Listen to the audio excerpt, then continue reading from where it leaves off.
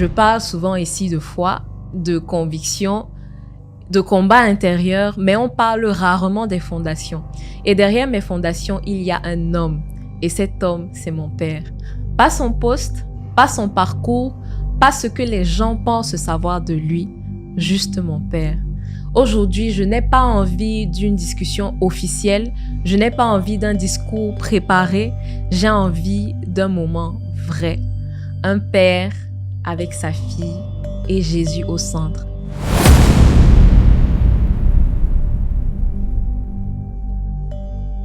Quiconque s'habille des attributs de Dieu pour narguer la misère des hommes change sa couronne en un fardeau de plomb.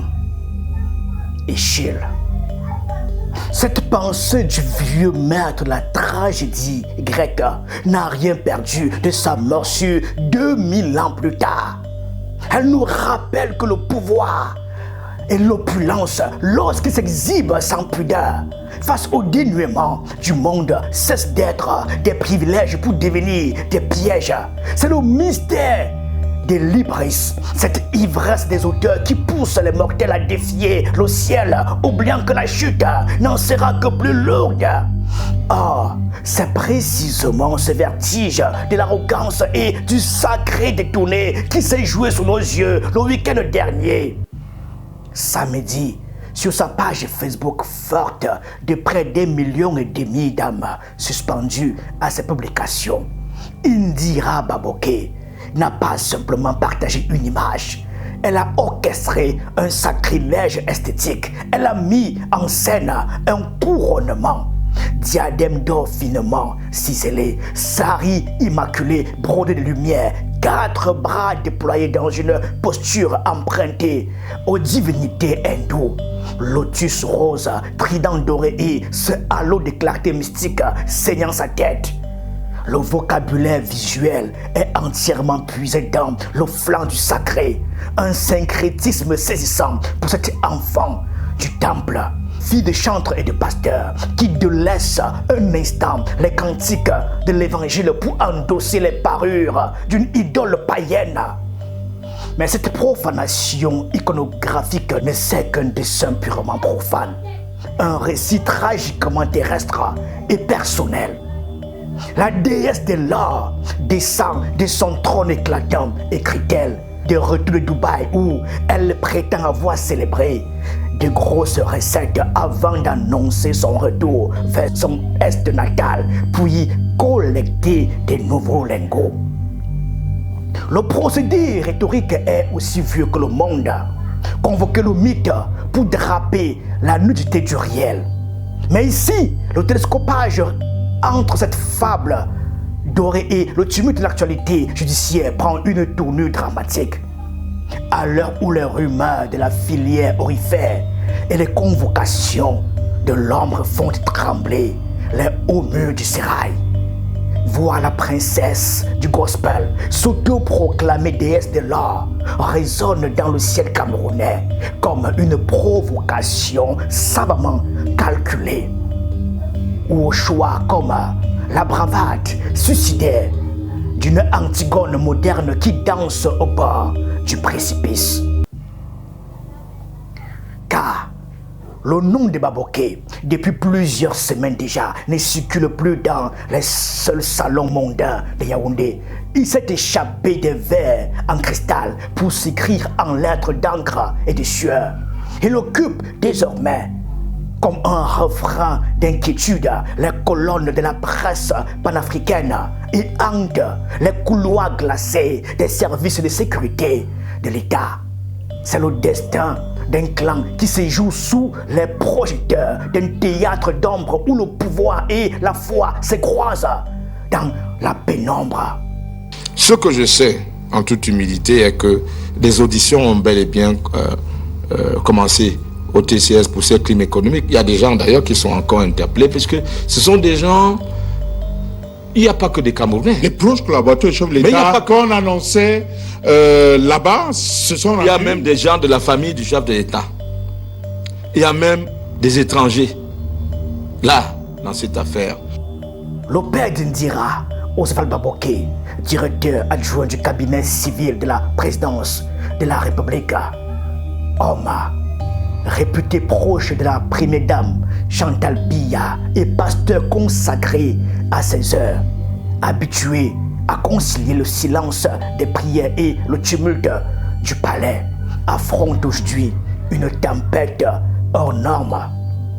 Selon les révélations de Jeune Afrique, cet homme d'État a été entendu le 26 juin par le tribunal criminel spécial, puis convoqué le 7 juillet par la direction de la sécurité présidentielle. Deux dossiers distincts, lourds comme des secrets d'État, pèsent aujourd'hui sur lui. D'un côté, une présumée affaire de trafic dans la filière aurifère camerounaise. Cette terre de l'Est qui recèle autant de richesses que de malédictions. De l'autre, ce qu'il est désormais convenu d'appeler l'affaire du faux décret.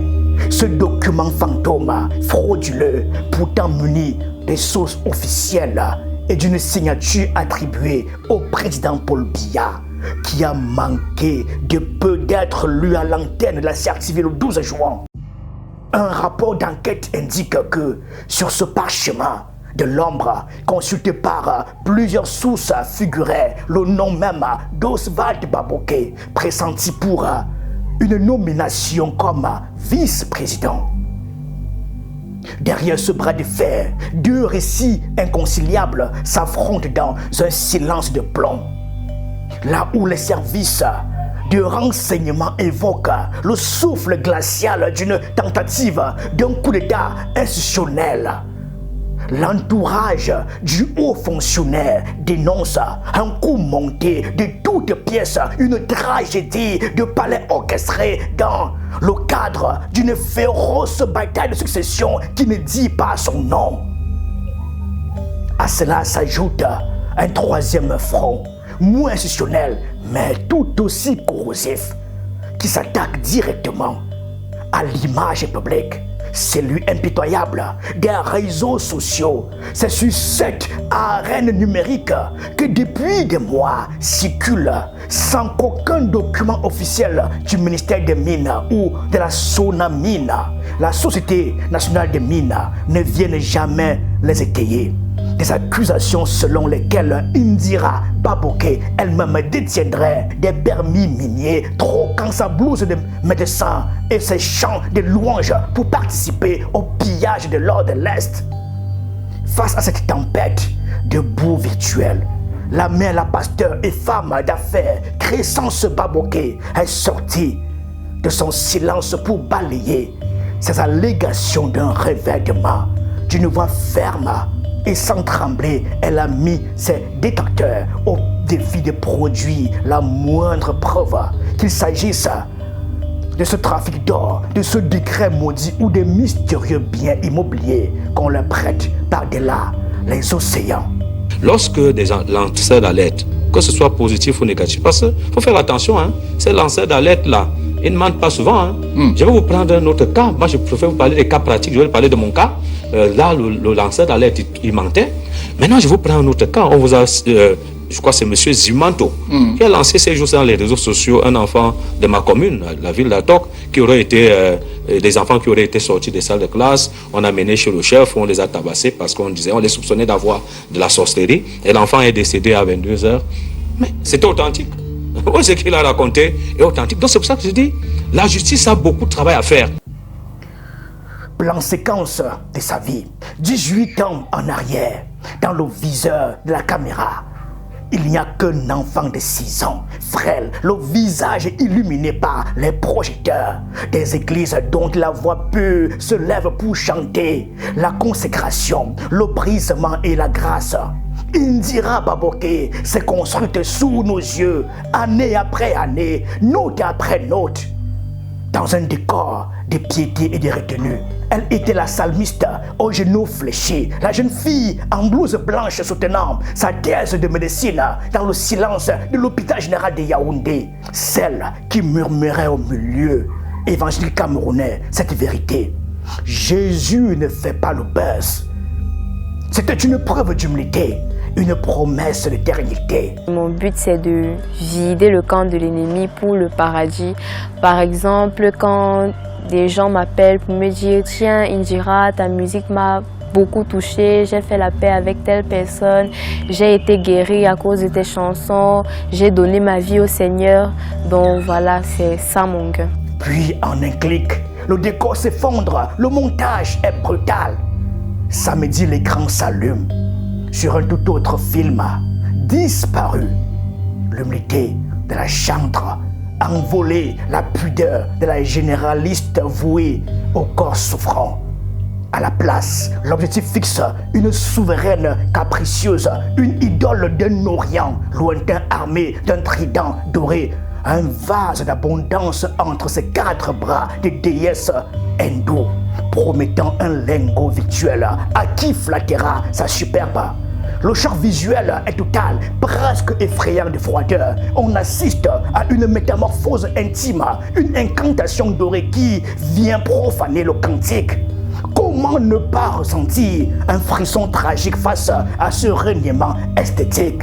Elle semble avoir oublié ce cri de l'apocalypse qui résonne comme un avertissement pour toutes les coups de ce monde. Tu dis, je suis riche, je me suis enrichi, je n'ai besoin de rien. Et tu ne sais pas que tu es malheureuse, misérable, pauvre, aveugle et nue. C'est cette nudité drapée d'or qui serre le cœur, car on ne convoque pas impunément les dieux de l'opulence. Même pas ironique quand le peuple, lui, cherche désespérément ses comptes dans la poussière. Ce basculement à l'écran n'est pas une erreur de script, ni une simple sortie de route numérique. C'est un choix de mise en scène. Une femme nourrie pendant 2 décennies aux écritures et à la tempérance ne s'improvise pas divinité païenne par accident. Il y a là une intention glaciale, une indifférence souveraine au tumulte du monde. C'est le gros plan final de la communication des crises.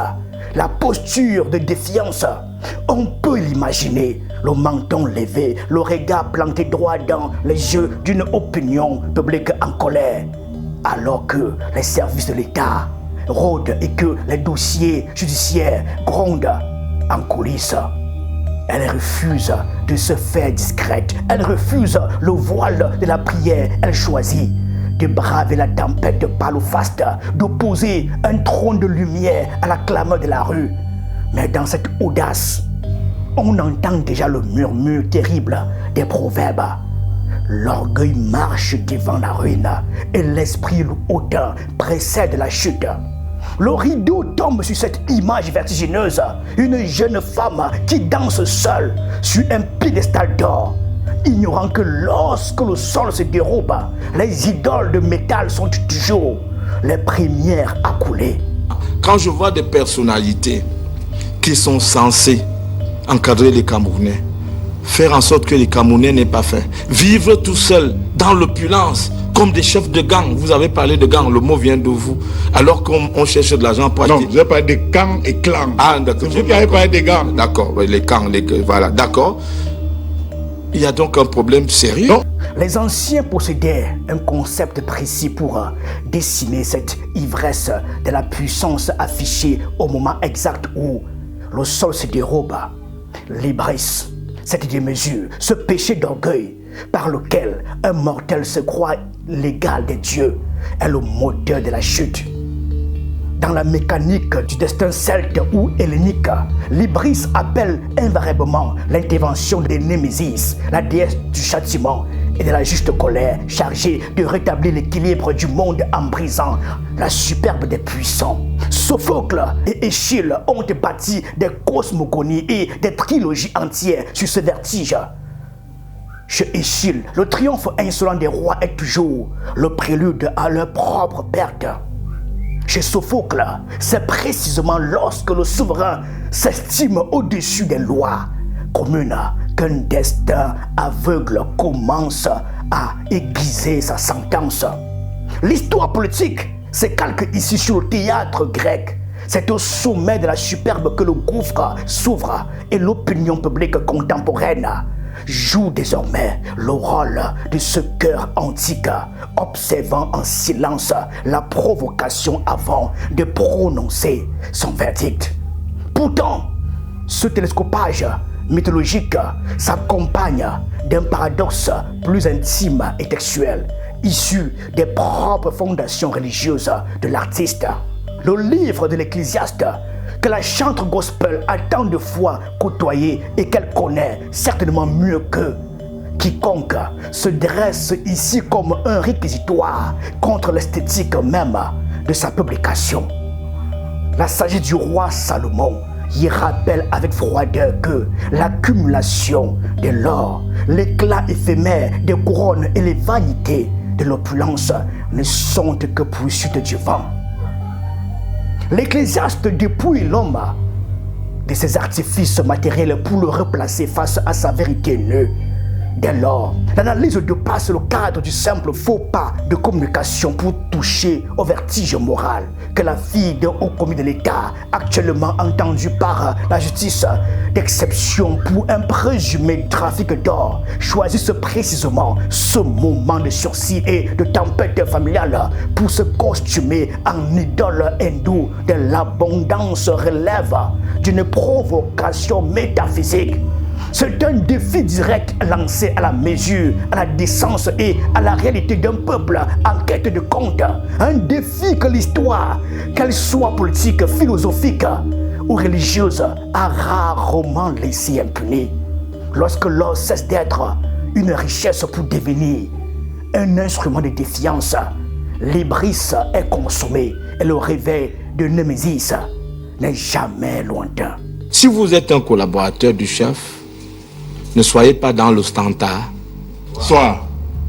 Vous ne pouvez pas être collaborateur du chef dans un pays où le riz coûte cher, le poisson coûte cher, et vous multipliez, puisque c'est vous qui voulez m'y amener, je ne voulais pas des stations d'essence partout dans la ville. Je ne sais pas de quoi vous parlez. Alors je vais vous dire. Je préfère ne pas. Alors donc, disons donc en réalité, quand on veut être successeur du chef d'État ou président, on est un modèle pour la société. On refuse d'être dans l'ostentation. Il faut aussi s'arrêter, respirer et poser une frontière de verre, loin de la rumeur qui gronde et de la colère du pavé. Une vérité factuelle doit demeurer. Rien, absolument rien, à ce jour ne prouve qu'Indira Baboke détienne le moindre permis minier, ni qu'elle ait tiré le moindre centime d'un quelconque trafic aurifère. Aucune signature administrative ne vient salir son nom. Et c'est debout avec une constance infinie que sa famille repousse ces accusations. La mise en scène de ce week-end n'est pas une preuve judiciaire. Elle n'en a ni la prétention ni la force, mais elle est un cri visuel, un fait de communication humaine et publique qui serre le cœur. Et c'est pour cela qu'elle nous touche au plus profond de nous. Il y a quelque chose d'infiniment troublant à voir cette jeune femme dont le patronyme est aujourd'hui lié dans l'esprit des millions de ses compatriotes à l'une des affaires d'État les plus douloureuses de l'histoire du Cameroun. Choisir précisément ce moment des fêlures familiales pour s'offrir au regard drapé en souverain de l'or. Qu'elle l'ait fait avec la légèreté d'un jeu, la rage d'un défi intime ou la candeur d'une terrible inconscience. Ce drame est là. Dès l'instant où l'image est publiée, elle ne lui appartient plus. Elle s'est envolée, lui échappant des mains pour devenir le miroir des frustrations de tout un peuple. C'est la loi cruelle, presque déchirante, de notre époque connectée. Une image jetée en pâture à l'opinion ne s'explique plus par des mots. Elle ne s'excuse pas, elle se lie. Elle devient une blessure ouverte pour ceux qui la regardent depuis leur quotidien difficile. Au fond, ce costume d'or d'Indira Baboke ne raconte peut-être pas sa culpabilité, mais il raconte quelque chose de bien plus triste. La perte de l'empathie, la distance qui s'est creusée entre les palais de la République et la poussière de la rue. Et cette étrange solitude d'une jeunesse dorée qui choisit de briller seule alors que tout s'assombrit autour d'elle. On a nos moments de prière le soir à la maison, mais c'est toujours bien tout le week-end, quand je peux, de passer le week-end avec vous, d'échanger avec vous. Oui, j'ai peur de l'échec, peur de ne pas être à la hauteur des responsabilités que le Seigneur m'a confiées vis-à-vis de vous, parce que lorsque le Seigneur vous confie des enfants, c'est pour les élever aussi dans ses voies, dans les voies de l'amour, dans les voies du pardon. Donc, il m'est arrivé plusieurs fois de m'inquiéter et de me demander, est-ce que je suis à la hauteur? Est-ce que je suis un bon père chrétien pour vous? Ça, c'est une réaction normale. Ainsi sous le ciel lourd de cet été 2026, la saga des Baboké. Chaque personnage semble désormais prisonnier de son propre rôle dans ce film qui s'accélère. Un père au trait tiré qui franchit les grilles des services de sécurité de la présidence. Une mère debout dans la tempête, la voix ferme qui demande des preuves à ses accusateurs, et une fille qui, entre deux séjours à Dubaï, choisit de porter les habits dorés d'une idole de l'abondance. Elle s'affiche avec de l'or alors que la rumeur de la rue, elle, l'a déjà attaqué pour un trésor qu'elle jure ne jamais avoir touché. Reste une question suspendue dans le silence de Yaoundé. Une question qu'aucun juge, aucun tribunal, qu'aucune sécurité présidentielle ne pourra jamais trancher. Seule l'histoire, celle des familles puissantes qui tombent et des symboles qui se retournent contre ceux qui les affichent, se chargera un jour d'éclairer notre lanterne. Dans ce sourire figé sur l'écran, dans ce costume d'or si brillant et pourtant si fragile, que fallait-il voir? Était-ce le rire d'une femme libre qui s'en moque et qui avance? Ou était-ce déjà le dernier éclat d'une couronne qui commence à se briser? Le rideau tombe sur cette image dorée et le noir se fait, nous laissant seuls face au doute et au bruit du vent. Merci.